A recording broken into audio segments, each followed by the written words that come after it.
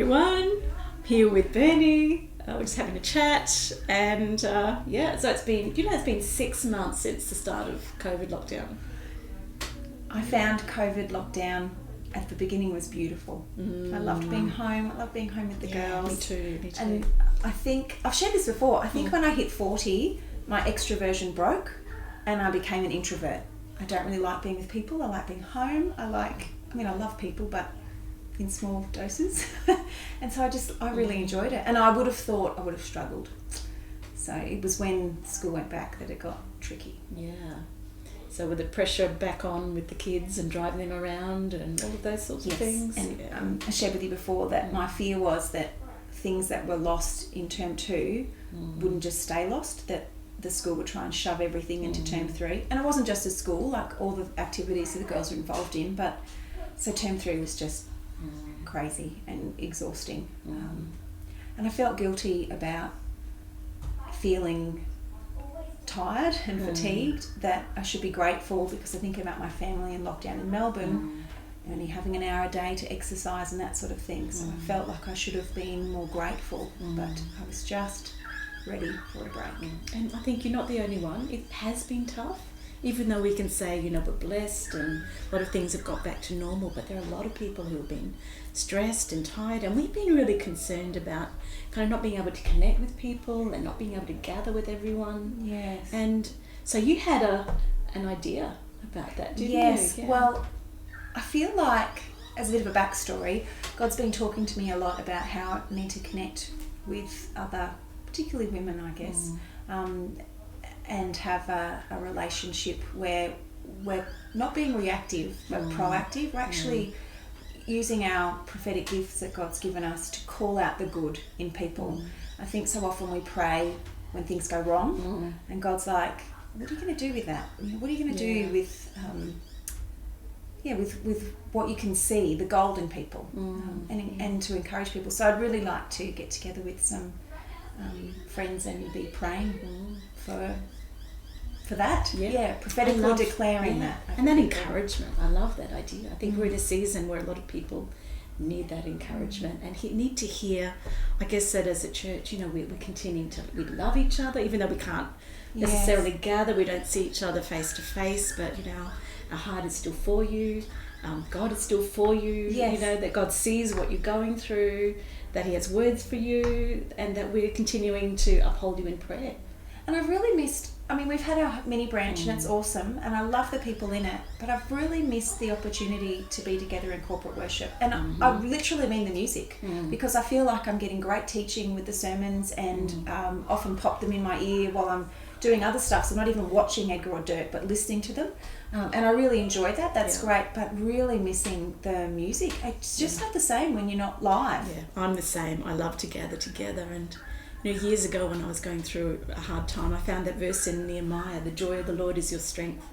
And for me, it is in worship when we're pouring our heart to God, we're praising Him, our attention turns from what we're going through, our own struggles, to Him and how awesome He is. And doesn't that just lift us? It strengthens. Yes, and it takes your eyes, it takes my eyes off myself. I feel like I'm not focusing on how tired I am, but actually realising that someone who's amazing is in me, and I don't need to feel so tired anymore. It's kind of, He lifts it off you. Well, I love this idea that you've got going forward, and you've got a team together, and just that heart that you have for our people, our congregation, our family, that we miss you all so much.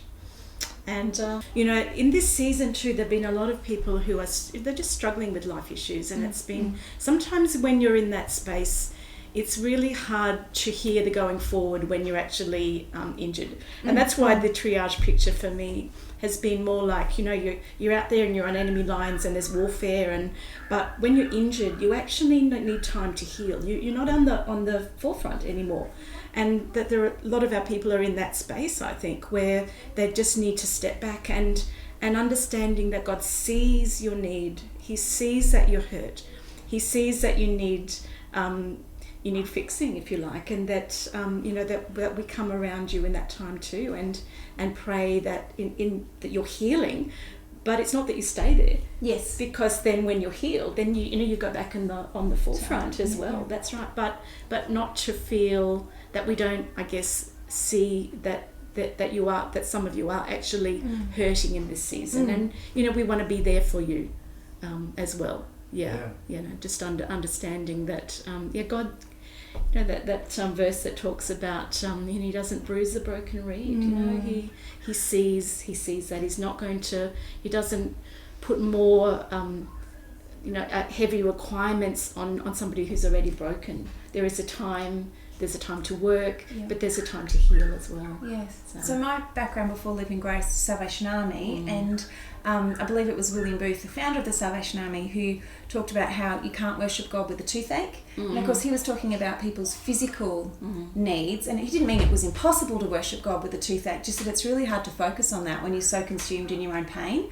So he really meant the Salvation Army's mission obviously was to help people through that. Well, we're talking more maybe about emotional pain. That's right. Because in Australia we have such wonderful healthcare, it's unlikely that you can have a toothache for very long, and you have access to great medical help and all of that sort of thing. So we're more talking about, for our Living Grace family, about their emotional pain. And I shared about how COVID at first was lovely and it rapidly became very exhausting when everything sort of returned to life. I rushed back into a lot of things that hindsight's wonderful, and look back and think it would have been nicer to maybe step that out a bit more effectively, but I found myself hurting and feeling very alone. And I feel that prophetically picking up, that was also across the rest of our church as well, that a lot of feeling a bit isolated, and in this season I don't know how else to describe it, but just a season of pain where they've been hurting and haven't been able to perhaps have that connection they would usually with their church family, where they could have that relieved or worked through. And not everyone's comfortable with Zoom and connecting electronically. I know I find it very difficult. I much prefer face-to-face. And just having not had that option, it's been an interesting season. Yeah, and I've sensed that too. And I think that's what, this beautiful, I think it's really this anointed song that we've been singing in this season. In fact, I think worldwide, the blessing that just resonates so strongly with us, and that his blessing is over us and our children, and he walks with us, and he's with us where we go, and he's for us. And just that we sing that over our nation, we sing that over our church, we sing that over our families, and we sing it over others. We're not necessarily singing it over ourselves. No, that's right. The words are actually, may his favour be upon you. Like you're actually declaring it out. And I think that's what is a really good, I guess, nutshell of what my heart is at the moment, is wanting to declare things out over other people. What God has for you, and actually like literally declaring the word. It's not enough just to see it or to hear it, but actually to speak it out. Yeah, absolutely. So that blessing, and we want to declare that blessing. And so I guess right now we want to bless all of you that are watching. Bless you with the favour of God, bless you with the love of God, and be blessed in your families, in your work, and wherever it is that you're doing. And COVID hasn't stopped God. He's still talking to you, he still has something to say to you, and he still has a plan for your life. Okay, all right. Bye.